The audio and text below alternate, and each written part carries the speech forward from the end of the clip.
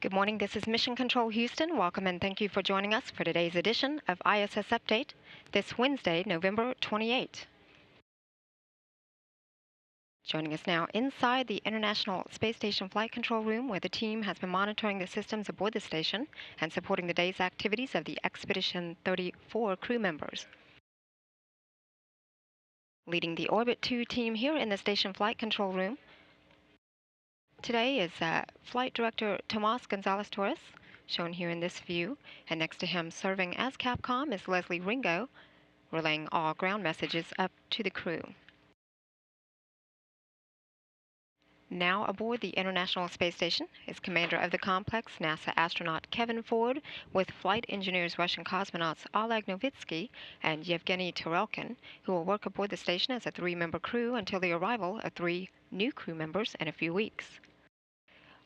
Ford, Novitsky, and Tarelkin arrived at the International Space Station after docking their Soyuz TMA-06M spacecraft, shown here to the Poisk module, last month on October 25th.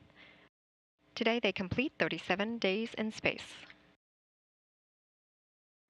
Meanwhile, the space station with its crew flying aboard is flying at an altitude of about a little more than 260 statute miles. The orbiting facility is on an east-southeast track coming now across the North Pacific Ocean and will pass an orbital sunrise here in a few minutes. The Expedition 34 crew members began their day with some time this morning for work preparation, breakfast, morning hygiene, and a daily station inspection.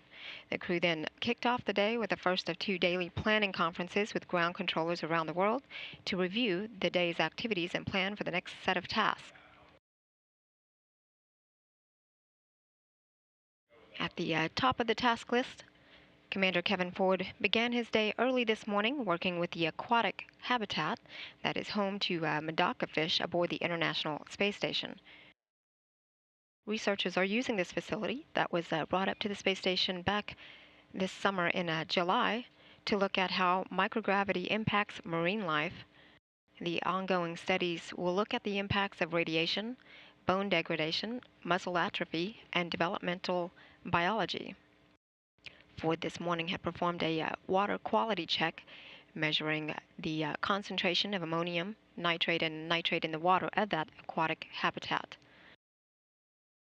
Commander Ford then moved along to more research on orbit. He performed new data takes with the Spheres experiment, shown here in this video that was downlinked from earlier this morning, that employs three bowling ball free-flying satellites known as synchronized position hold, engage, reorient experimental satellites. These satellites are used to test techniques that could lead to advancements in automated dockings, satellite servicing, spacecraft assembly, and emergency repairs.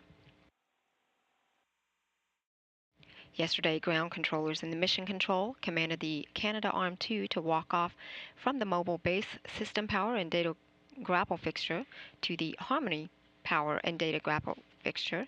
Today, Commander Ford had worked from inside the cupola to begin a routine inspection of the space station arm latching end effector by snapping a series of pre-identified photographs of the snare cable.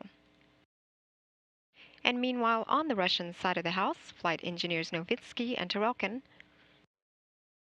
worked together to gather data for the Russian scientific study known as typology, which looks at the effect of long-term spaceflight on a crew member's psychophysical state, his ability to withstand stress, and to perform and communicate. Novitsky then replaced a couple fire extinguishers in the Zvezda service module, while Tarelkin performed regular daily maintenance to the Soj, or the Russian life support system.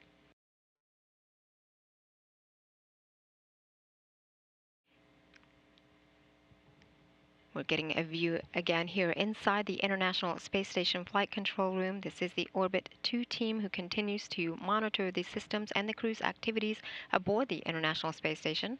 Meanwhile, each of the crew members will put in their daily 2 hours of exercise using the onboard gym equipment that includes a station bicycle, a treadmill, and an advanced resistive exercise device that simulates weightlifting here on Earth. The crew will then wrap the day with a final daily planning conference with the ground and is then scheduled to go to bed at 3:30 p.m. Central Time. Also activity back on Earth, 3 more crew members are in Star City, Russia, preparing for their launch next month to return the station to a 6-member crew. 3435 is reporting. At the Gagarin Cosmonaut Training Center, Expedition 3435 prime crew members shown here in this view, Roman Romanenko and Tom Marshburn and Chris Hadfield, Tom, you go first. along with their backups, conducted the second of 2 days of Russian Soyuz and Russian segment qualification simulations and exams today. This will lead to their final certification for flight and a December 19 launch from the Baikonur Cosmodrome in Kazakhstan in their Soyuz TMA-07M spacecraft that will dock to the Rossviet module of the International Space Station. This is Mission Control Houston.